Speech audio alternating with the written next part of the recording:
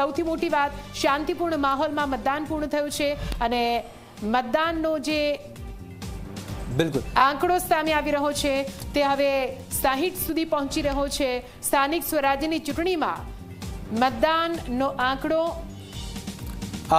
જિલ્લા પંચાયત અને તાલુકા પંચાયતમાં જે આંકડો છે વધ્યો છે। કોર્પોરેશનનો જે નિધિ આંકડો છે 52 એટલે કે 52 છે। સરેરાશ આપણે ઓલ ઓવર જોઈએ તો જે વાત તમે કરી 55 થી 58 સુધીનો આંકડો હાલમાં આપ જિલ્લા પંચાયતમાં 63% જેટલું મતદાન છે અને તાલુકા પંચાયતમાં સરેરાશ 62% જેટલું મતદાન છે। રાજ્યમાં શાંતિપૂર્ણ માહોલમાં મતદાન પૂર્ણ થઈ ચૂક્યું છે અને મહાનગરપાલિકા સાથે સાથે જિલ્લા પંચાયત તાલુકા પંચાયતનો જે આંકડો સામે આવ્યો છે ખરેખર સારો આંકડો કહી શકાય। આજનો દિવસ એ મતદાતાનો દિવસ હતો અને તેમણે ખૂબ સારી રીતે ઉત્સાહ સાથે આ દિવસને પૂર્ણ કર્યો છે।